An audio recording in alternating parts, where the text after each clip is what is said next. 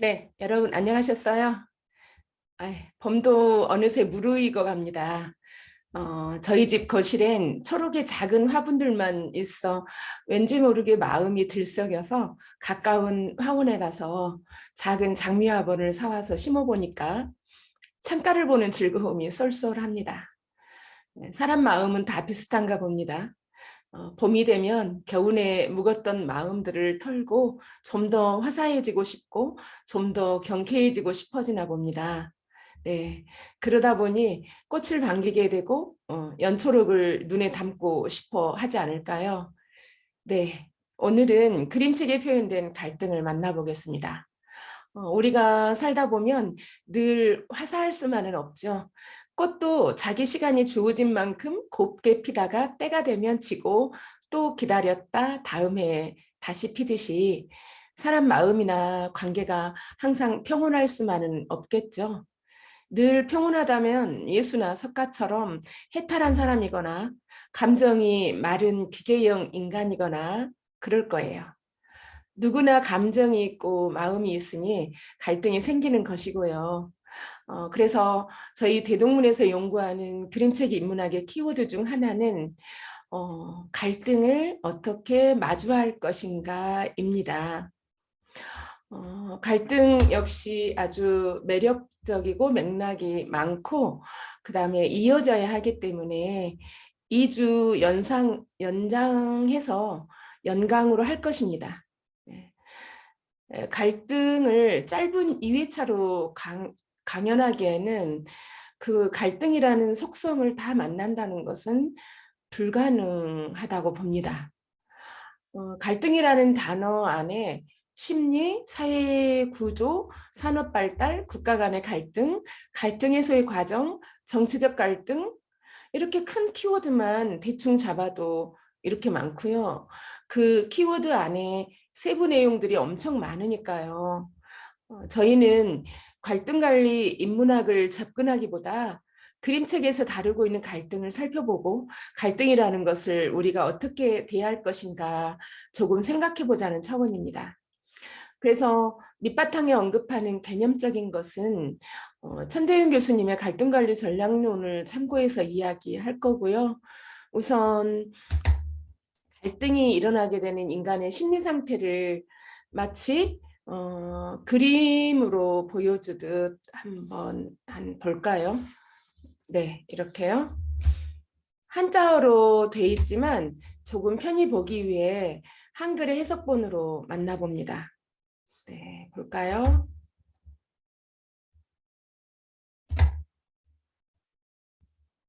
이 시는 제가 한번 읽어보겠습니다. 다 띄워놓고요. 네. 이 시는 장자 삼목에 나와 있는 허주라고 하는 장자의 빈 배 이야기입니다. 읽어볼게요.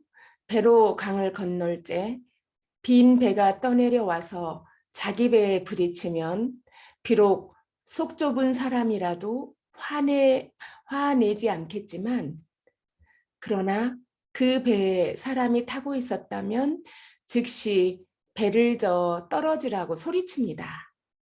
한 번 소리쳐 말을 듣지 않으면 다시 소리치고 그래도 듣지 않으면 세 번째 소리치며 반드시 나쁜 소리가 뒤따르게 마련입니다. 처음에는 화를 내지 않다가 지금 화를 내는 것은 처음에는 빈배였고 지금은 누군가가 타고 있기 때문입니다. 이처럼 사람들이 자기를 비우고 세상을 산다면 그 누가 그를 해야겠습니까? 네, 한자 한시인데 우리가 이제 국문학을 문학을 전공하는 것도 아니고 그냥 우리 말로 풀이된 것을 쭉 옮겨봤습니다. 중국의 송나라 장자는 춘추 전국시대의 인물이죠. 그의 외편, 삼목편 중에서 이제 수록되어 있는 시인데 장자는 노장사상, 도교를 정립한 사상가고 신선사상이나 음양오행 등의 여러 설을 펼친 인물이죠. 빈배 이야기는 뜻 그대로 배와 부딪혔는데 배가 비어 있을 때는 아무 말도 하지 않다가 사람이 탄 것을 알게 되면 마구 소리친다는 거예요. 조삼모사, 일희일비와 뜻을 같이 하는데요. 자신의 마음이 빈배처럼 있을 때 마음 다스림이 좀 더 좋다는 거죠. 평상심을 유지하다가도 뭔가 하나 거슬리면 욱하고 화를 낸다거나 상대에게 공격 성향을 띠는 것에 문제점을 말하고 있기도 해요. 상담 심리학에서는 화가 나면 참지 말고 표현하라고 할 때도 있죠. 표현에는 여러 가지 방향성이 있는데 상황에 따라 다 다르고 뭐 함께 이런 것도 다 설명이 돼요. 상황, 성향, 입장에 따라 어떻게 표현할 것이냐를 다 함께 설명되는 말이기도 합니다. 그런데 잘못 인식하고 자기가 화가 나면 바락바락 표출해버리고 나면 결국 자신의 마음이 더 구겨지고 더 속상하다는 데이터도 있어요. 조금만 더 참을 걸, 뭐 이런 느낌이 빈 배에 잘 드러나 있죠. 갈등에서 상대에 대한 태도는 정말 중요해요. 갈등의 속성을 잘 이해하면 어쩌면 자신을 더 편안하게 하는 길일 수도 있을 거예요. 이제 본격적으로 갈등에 대한 이해를 볼까요? 네, 아까 제가 이제 막 지나쳐 버렸는데 갈등의 삶 속의 영역에 존재한다. 다양한 갈등의 현상, 그리고 갈등을 어떻게 해결하면 좋을지, 그리고 그림책에서는 갈등을 어떻게 표현해 놓았는지 이런 걸 2주 연속으로 한번 살펴보겠습니다. 네. 그러면 갈등과 직면하며 살아가는 우리 볼까요? 갈등은 삶의 모든 영역에 존재합니다. 그래서 우리 모든 영역에 수시로 일상에서 갈등과 직면할 수밖에 없죠. 네. 그 이유는 첫 번째로 의견 대립이죠. 네. 의견을 어떻게 주고받을지의 이상적인 패턴을 놓치게 되면 다툼이나 분쟁으로 이어지고요. 그래서 분노하게 되고 반대 또는 적대감, 딜레마, 스트레스 막 이런 걸로 이어지죠. 평이한 날도 있지만 그렇지 않은 날도 있어요. 그럴 수밖에 없는 게 사람마다의 성향이 다르고 언어 사용의 스타일도 다르고 바라보는 관점도 사고하는 방향도 다 다르죠. 이는 함께 일하는 동료뿐만 아니라 친구를 포함한 지인 사이에도 일어나고요. 가족 공동체, 부부싸움, 고부 갈등 엄청나죠. 비교적 서양에서는 고부보다는 장모와 사이 갈등이 더 많이 일어난다고 합니다. 이로써 이제 화병이나 기선장악 다툼도 일어나고요. 부부싸움에서는 기선장악에서 밀릴까봐 바락바락 우기고 고집 피우고 서로 싸우다 성격 차이로 이혼까지도 생각하게 되죠. 자신의 성향이 우선돼서 상대방이 맞춰주길 바라고 자신의 판단이 맞고 상대방이 틀렸다고 생각해버리는 거죠. 그래서 기준을 자기한테 두는 거예요. 자기가 답을 정하고 자기가 정한 대로 상대도 생각해야 되고요. 이게 어디 부부싸움만 그러겠어요? 대면하는 대상들에게 배우자와 그런 정도는 아니겠지만 자신도 모르는 자기 안의 자존심 같은 부분이 건드려지면은 장자의 허주 현상이 일어나 버리는 거예요. 다치고 싶지 않은 거죠. 사실 다치고 싶지 않다라는 건데 그 안에는 자기 보호, 그다음에 상대에 대한 배려나 이해가 좀 부족한 거죠. 두 번째로는 이 갈등은요, 생애 주기에 따라서 일어나요. 언제나. 어떻게 일어날까요? 유아기에는 어떤 갈등이 일어나고요. 그다음에 성인이 돼서는 어떤 갈등이 일어나고 또 이런 갈등의 다양한 형태는 어떤 것들인지 한번 볼게요. 여러분, 유아기에는 어떤 갈등을 할까요? 어려서 아무 갈등이 없을 것 같죠. 네. 세상을 배워가는 아이에게는 애착 형성이나 자기주도력을 형성하는 3, 4세 그리고 대집단으로 나아가는 6세 이러는 때 자기와 대면하는 소사회와 수많은 심리적 갈등을 겪게 돼요. 이때는 스스로 뭔가를 선택하고 결정하는 시기가 아니죠. 그러다 보니 이제 보호를 받는 시기이니까 보호자가 어떻게 대응하느냐에 따라서 아이의 의식 속에 기억으로 자리 잡게 돼요. 아주 작은 사람이지만 이때만큼 갈등 해소의 방법에 따라 생애 전반에 엄청난 영향을 미치죠. 그때 결정된 어떤 기억들은 무의식, 의식의 기억들은 생애 전반에 갈등에 놓여 있을 때 어떤 행동을 해야 될지를 작용하는 영향을 줘버립니다. 그리고 또 이어서 청소년 기에는 역시 반은 미성숙하고 반은 어른 사이에 있다 보니까 자신과 세상, 자신과 부모, 친구들, 학업, 환경 이런 엄청난 갈등을 겪게 되죠. 물론 갈등에 대한 본인의 행동 선택도 큰 몫을 차지하지만 주변의 어른의 역할이 무엇보다도 이때는 중요하게 됩니다. 이제 성인기로 본다면 지금 저를 비롯해 강연을 듣고 있는 우리 모두가 안고 있는 같은 문제겠어요. 이 갈등을 어떻게 해소하는가는 다양한 방향으로 내공을 길러야 해요. 내공, 참 어려운 말이죠. 대상에 대한 이해라든지 갈등 원인에 대한 이해, 그다음에 상황에 대한 이해, 뭐 이런 것들이 따라서 내공의 형성이 되겠어요. 이번에 이렇게 보다 보면은 우리가 한문을 한번 봐볼게요. 다양한 형태의 갈등에서도 보면요. 개인끼리의 갈등을 넘어서 기업이나 공공기관, 시민단체 이렇게 여러 사이의 갈등도 빈번합니다. 이 중요한 것을 넘어갈 뻔했어요. 제가 밑에 있는 칙 이 글자가 눈에 확 띄어가지고 그런데 오늘 우리가 만날 책들은 어쩌면 이 부분에 해당되는 내용이기 때문에 넘어갈 수가 없어서 다시 확인합니다. 기업들의 생존 경쟁이라든지 동네 상권과 대형마트의 상권, 그 다음에 온라인 상권이나 오프라인 상권 등 이 갈등은 이루 말할 수가 없어요. 사냐 못 사냐의 문제까지도 직결합니다. 뿐만 아니라 국가의 재정을 집행하는 정부의 지원금을 두고도 지자체 간의 재정 확보의 전쟁도 심해지고요. 그 사이에 알력도 극심하고 이러한 유사한 성격으로 시민단체 간의 경쟁도 아주 심하고요. 그 단체 안에 내부 이견에 따라 또 분열까지도 생겨요. 지금 이해타산에 의해서 지금 여당도 어마한 내부 분열을 일으키고 있죠. 이것도 어찌 보면 이해타산에 의한 갈등이에요. 정치권의 갈등.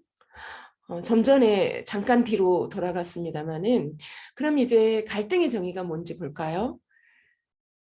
가해, 칙자예요. 이건 칙, 갈, 칙, 등나무. 여러분 산에 가면 칡넝쿨이 얽혀 있잖아요. 등나무를 타고 올라가면서 일이 복잡하게 감기고 엉켜서 풀기 어려운 상태, 그걸 갈등이라고 합니다. 갈등은 참 풀 수 있다라면 너무 기쁜 일이고 풀지 못하고 계속 끌고 가는 것 또한 갈등입니다. 이번에는요, 갈등은 주로 어떻게 일어나는가를 살펴보겠습니다. 왜 일어날까요? 우선은 심리적 딜레마입니다. 자기 자신의 내적 갈등이 생기겠죠. 이거는 외부에 분명히 내 밖에 외부인은 있어요. 외부의 대상은 있습니다. 갈등 대상이.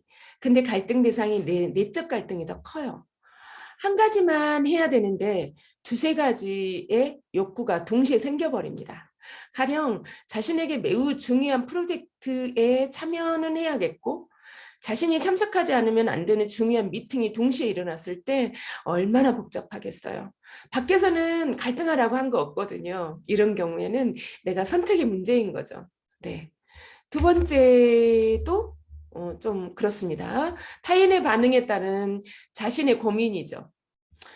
상대의 갑작스런 예기치 못한 반응이 나타나 버려요. 뜻하지 않게.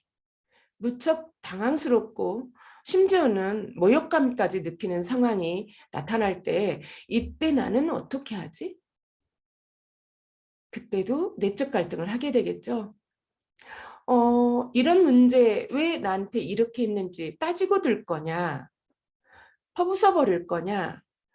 내질러 버릴 거냐? 아니야, 그냥 지나가야겠어? 무시해야겠어?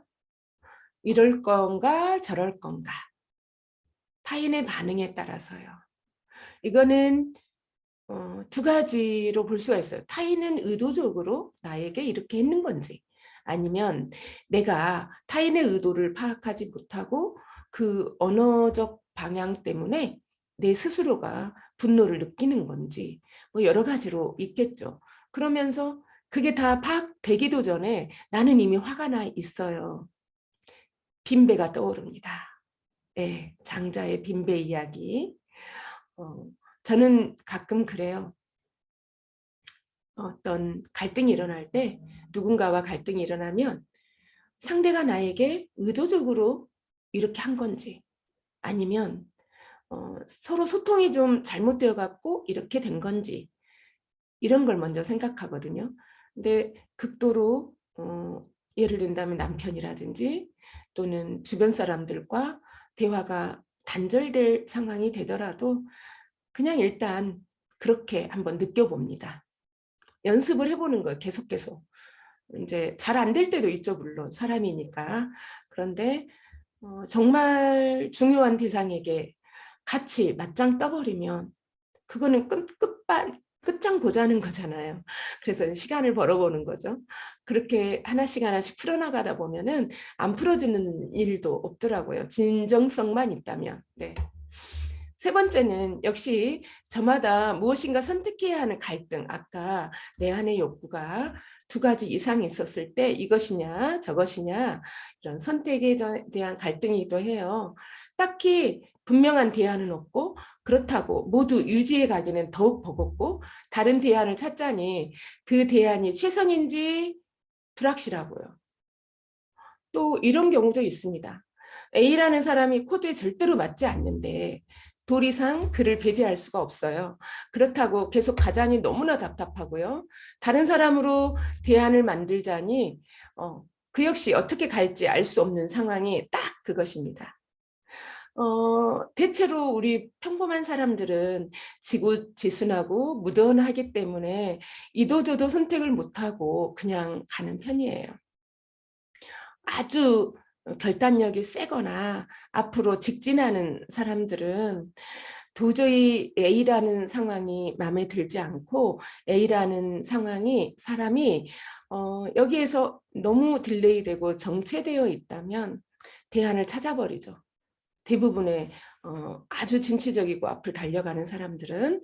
근데 보편적으로 지고지순하고 어떤 남에게 결정적 해악을 못하는 사람들은요 그냥 갑니다.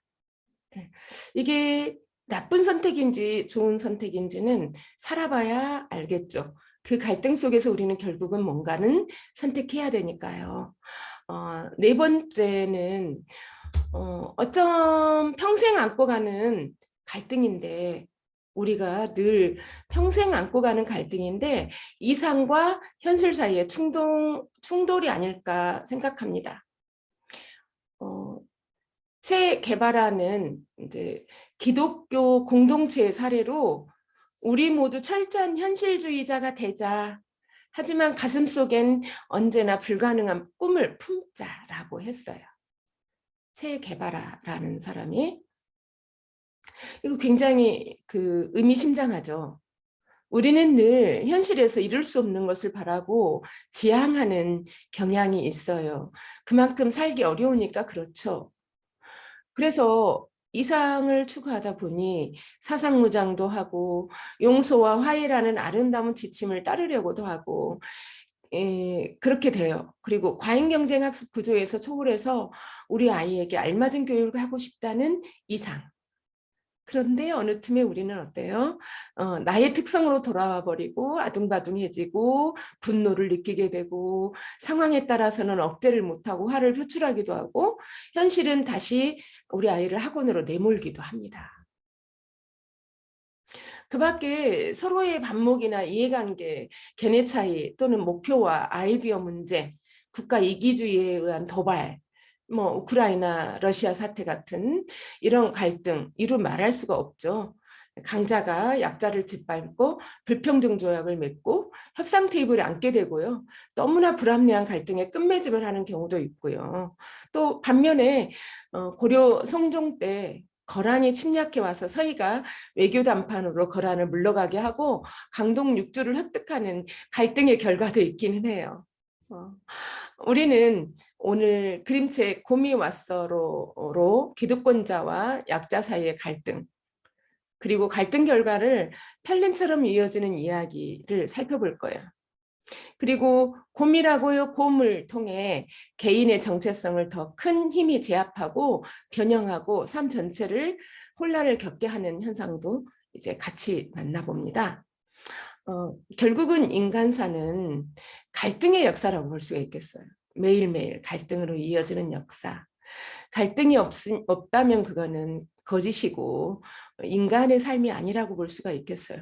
왜냐하면 인간은 다 감정을 갖고 있으니까요. 네. 오히려 비정상이라고도 볼 수가 있을 것이고요. 그러니까 우리에게는 갈등이라는 것은 당면한 문제이고요. 그 갈등을 애써서 안 만들려고 하는 것보다 만들어질 수밖에 없는 걸 받아들이고 그 갈등을 어떻게 슬기롭게 현명하게 남들에게 상처 주지 않고 소중한 사람을 잃지 않고 과거를 놓치지 않고 미래지향적으로 갈 것인가를 탐색하고 알아보는 시간으로 가져보겠습니다. 자, 오늘은 곰이 왔어를 봅니다. 그림책에 표현된 갈등. 이 책은 다양한 주제를 생각할 수 있어요. 늘 말씀드린 것처럼 그림책은 하나의 주제로 잡고 가는 책이 아니에요.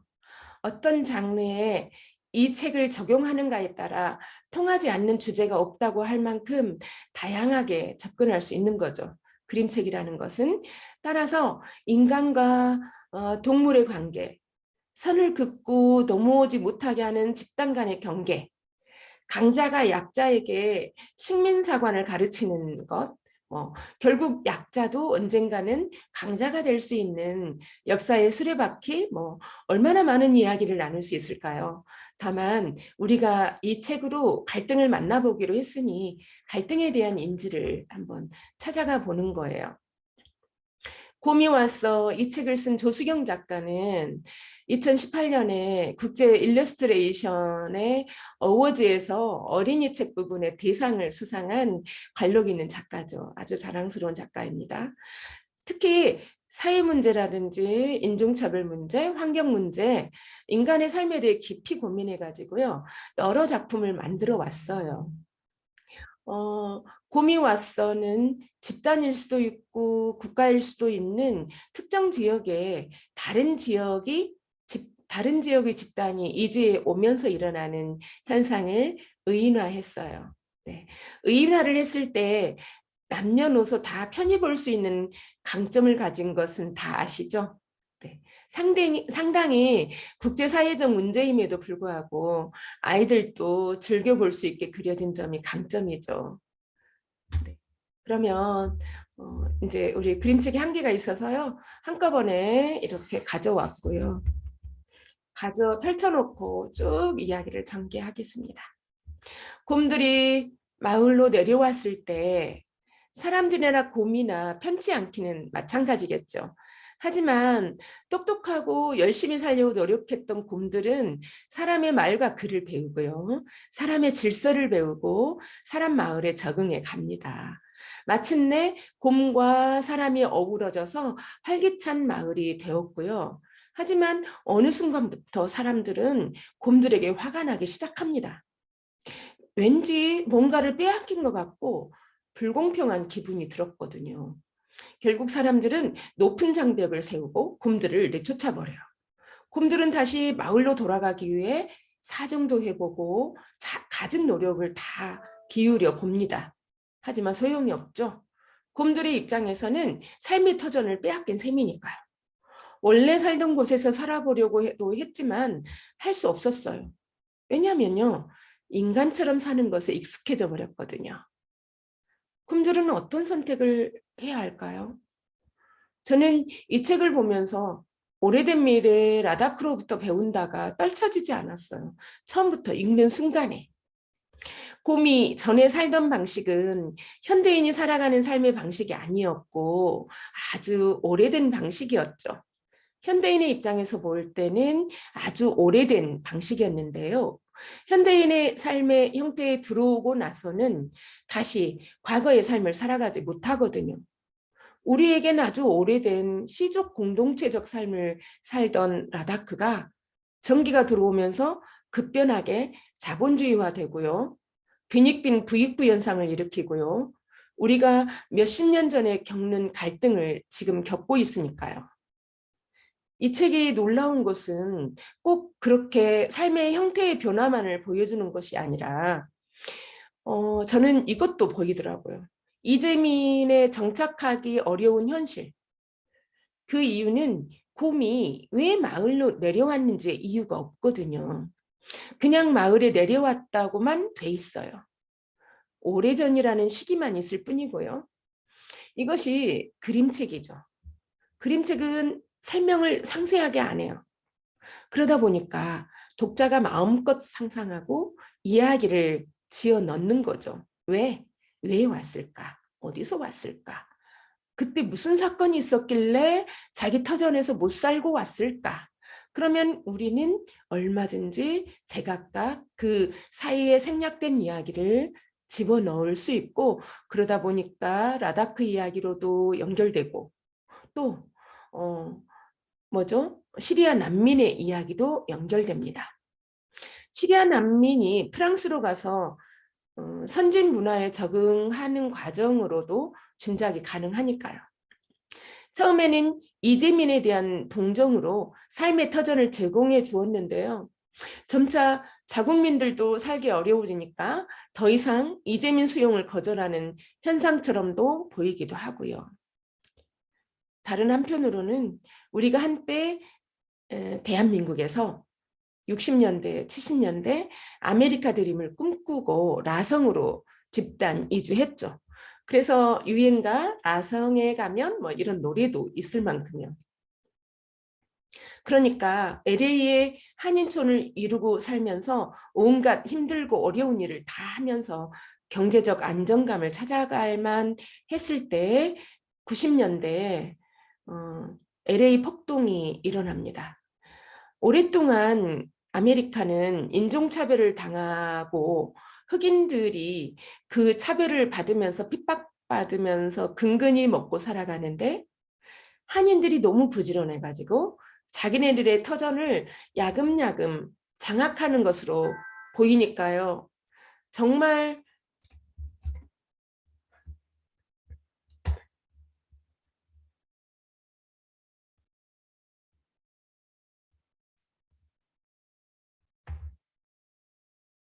정말 부지런한 근성으로 열심히 일하니까 돈이 많을 거라는 것 때문에 한국 이민자들이 테러 대상이 돼버리는 거예요. 한인들은 다시 돌아올 수 없는 어려운 상황에 처하게 되고요. 여기 곰이 옛날 생활로 돌아가지 못하는 것과 거의 흡사합니다. 갈등은 어디서부터 시작됐을까요?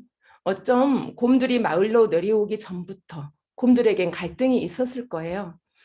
환경으로부터 살기 어려워졌거나 더 강자의 압박을 받았거나 이보다 더 큰 갈등은 마을에서 정착해서 살아가는데 내쫓기는 처지가 된 거죠. 첨예한 선택의 갈등이 드러납니다. 인간들 역시 곰과 터전을 양보하며 살아가려 했지만 처한 상황도 보통 문제가 아니죠. 어쩜 곰들이 더부살이 하다가 주인 행세까지 하는 모양도 나왔을 수 있고요. 곰 역시 이제 터전이라고 생각한 곳에서 나가야 하니까 억울할 것이고요. 항상 우리는 갈등을 겪고 보니 겪고 나서 좀 더 나아지면 좋겠어요. 이 책을 보면서 갈등을 미리 예방할 수 있었을 거라는 생각도 해봅니다. 우리가 그림책을 보고 갈등을 생각해 보는 것도 이것이죠. 곰과 인간이 공동체를 이루기 전이나 이루면서 살아갈 때나 미리 예측되는 문제에 대해 생각해 보고 논의하고 방안을 강구했더라면 하는 그런 거죠. 하지만 우리는 대체로 미리 생각을 못 해요. 살아보고 나서 아차 하는 것이죠. 그래서 이렇게 이런 책을 보게 되면은 외부와 결합했을 때 일어나는 문제, 꼭 단체와 단체, 조직과 조직이 아니고라도 사람과 사람이 결합되어서 뭔가를 함께 진행해 나갈 때 이루어져 왔던 속성들이나 성향에 따라서 미리 예측도 해보면 부딪히는 갈등들을 최소화시킬 수 있지 않을까 이런 생각을 해봅니다. 네.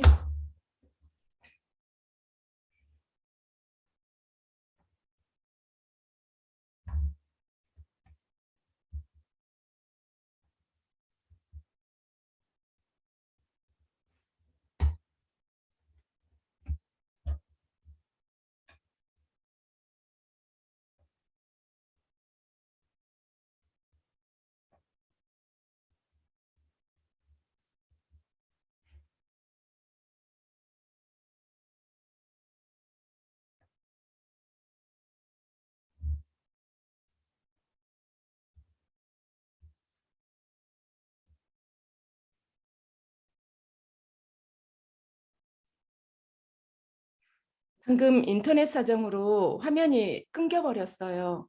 다시 녹화하고 연결하기에는 너무 버거워서 조금 휘어진 부분 여러분들께 양해를 구합니다. 그리고 계속하겠습니다. 좀 전에 말씀드린 것처럼 그림책을 보고 우리가 갈등이 일어나는 원인이나 이런 것들을 미리 그림책에서 감지하고 우리 일상생활에서 적용해 나가면 되겠습니다. 뭐 어디 되겠습니까만은 조금이라도 예방은 가능하지 않겠어요. 자, 이번에는 아까 말씀드린 것처럼 곰이라고요. 곰을 한번 만나봅니다. 이 책을 쓴 프랭크 태슐렌 작가는 미국에서 만화 영화 작가이자 시나리오 작가이고 감독이에요. 13살 때 고등학교를 중퇴하고 뉴욕에 있는 만화 영화 스튜디오에서 보조원으로 일했다고 합니다. 저는 이런 대목에서 집중하게 돼요. 우리는 고등학교 중퇴하면 인생이 끝난 것 같은 압박을 느끼죠. 그런데 이런 대형 작가가 대단히 정말 놀라운 일입니다. 중퇴라는 선택을 할 때 이미 온갖 어려움을 극복할 마음의 준비가 되었겠죠. 19세 때 워너브라더스사에 들어가서 포키피그 시리즈를 만들면서 만화가로서 자리를 붙여나갔고 월트 디즈니를 비롯해서 세계적인 애니메이션 만화 영화사에서 눈부시게 활약했다고 해요. 특히 주목할 것은 46년부터 1952년에는 어린이를 위해 곰이라고요. 곰 지금 이 책 시리즈를 4편이나 냈고요. 이것은 다른 영화 제작사에서 만화 영화로 제작했다고 해요. 개수나무 출판사 대표님이 이 영화와 이제 동일한 이미지를 비교하시면서 얼마나 오랜 시간 맥을 이어온 이 그림책인가를 보여주셨네요. 이 그림책의 흐름을 간단히 살펴보면 일단 한번 펼쳐볼게요. 전체적으로 이렇게 마찬가지로 전체 화면은 가져오지 못하고요. 일부만 알라딘에 떠 있는 거 가져왔어요. 네. 겨울잠을 자고 났을 뿐인데 그 전과 너무나 달라져 있는 환경에 곰이 어리둥절하죠. 잘 살아왔던 숲이 사라지고 커다란 공장이 들어서 있는 거예요. 확인을 해보고 또 확인해봐도 자기가 살던 곳이 아닌 거예요. 더구나 공장의 모든 사람들은 곰을 그 공장에서 일하는 노동자로 생각하고요. 일도 하지 않는 게으름뱅이 취급을 하면서 계속 곰이 아닌 사람으로 강요합니다. 더구나 자기와 같은 곰들은 이미 사람들이 강요한 삶에 익숙해져 있어서 동물원에 사육되고 있는 곰이 또는 서커스 공연을 하고 있는 곰이 진짜 곰이라고 생각해 버립니다. 곰은 철저히 자신을 왜곡시키는 사람들 때문에 자신의 정체성에 혼란을 겪게 되는 거예요. 이 작품을 보면 요즘 세간에 떠들썩한 검찰 정상화에 대한 것도 생각이 납니다. 절대 권력을 가졌을 때 거짓도 참으로 만들 수 있고 진실을 왜곡시켜 버리기도 하고 이런 현상이죠.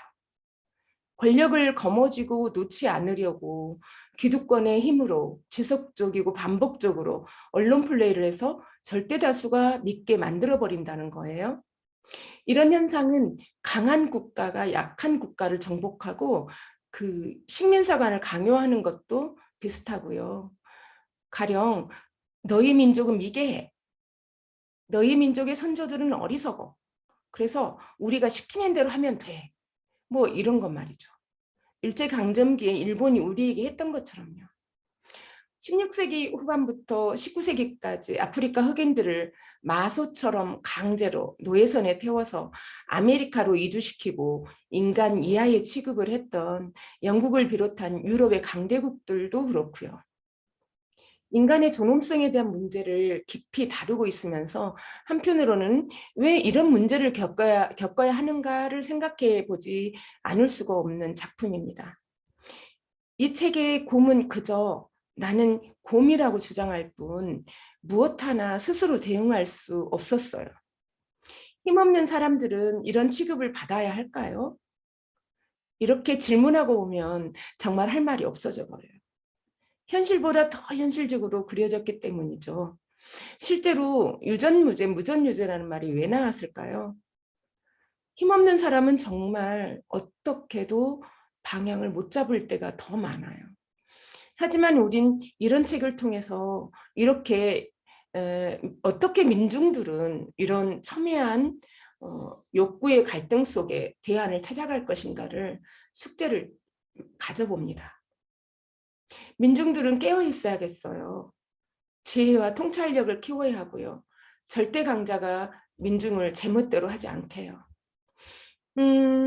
저는 좀 다르게 한번 이번에는 이 책에서 여러 번 여러 각도로 해석을 해봤는데 갈등 문제로 접근하기 위해서 약간 차원이 다른 재해석을 해봅니다.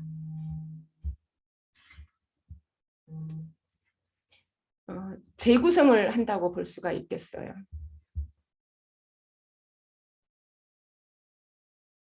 이렇게 재구성해 본다면은 구도심에 살던 청년이 몇 년간 다른 곳에서 일을 하고 돌아와 보니 신도심이 생기고 그곳에 살던 사람들은 다 일정 보상액을 받고 그 보상액에 맞는 수준의 생활터전으로 이주해간 현상으로 생각해 봅니다. 곰이 자기가 살던 터전에서 겨울잠을 자고 나왔더니 공장이 들어선 것처럼요. 그러면 비록 풍요롭게 살지는 않았어도 그 도심에서 제법 힘들지 않고 살아갔겠죠, 이들은. 하지만 그곳은 재개발해서 이들이 감당하기 어려운 고액의 관리비며 월 생활비, 높은 생활 수준을 요구하기 때문에 어쩔 수 없이 더 낮은 곳으로 가야 하고요. 더 많은 소비 때문에 더 많은 일을 해야 하는 현실. 그것을 감당하기 위해 노동 현장에 뛰어들어야 하고요. 본인이 살아왔고 앞으로도 살아갈 안정적인 삶은 저만치 도망친 셈이죠. 기득권자들은 조롱하듯이 노동자에게 또 혹사당하는 이 사람들에게 언감생심 고급 아파트는 꿈도 꾸지 못할 정도의 프레임을 더욱더 만들어가고요. 이것을 누가 만들까요? 네, 개인과 사회구조의 갈등은 참 어렵습니다. 그래서 이것은 한 개인이 해결할 문제도 아니고요. 내가 직접 겪는 문제가 아니라 문제의식을 우린 덜 느낄 수 있어요.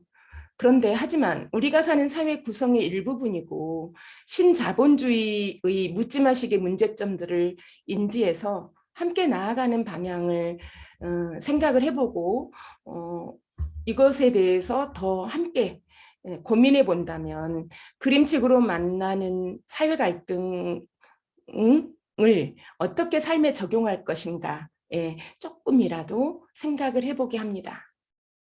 마지막에는 이제 본의 아니게 무겁게 이야기가 마무리됐는데요. 정말 우리 빈부격차, 빈부갈등, 사회 구조 문제, 사회 갈등, 자본과 노동자의 갈등, 도처에 고민거리가 이만저만이 아닙니다. 그런데 우리는 그냥 살아가죠. 왜요? 직접적으로 내 문제가 아니니까. 하지만 언젠가는 누구에게나 시련은 올 수 있고 갈등에 놓일 수도 있어요. 그러니까 직접적으로 다가가서 해결은 못하더라도 관심은 가져볼 일이고요. 이 그림책을 통해서 예방하는 것도 미리 느껴보는 것도 좋은 방법일 수 있겠습니다. 네, 오늘 강연 여기서 마칠게요. 어쩌다가 인터넷이 멈춰버린 바람에 중간에 튀기도 했는데 여러분의 너른 양해 부탁드립니다. 네, 그럼 한 주간 잘 쉬시고 다음 주에 만나겠습니다. 댓글이랑 피드백 열심히 또 참여해 주시기 바랍니다. 감사합니다.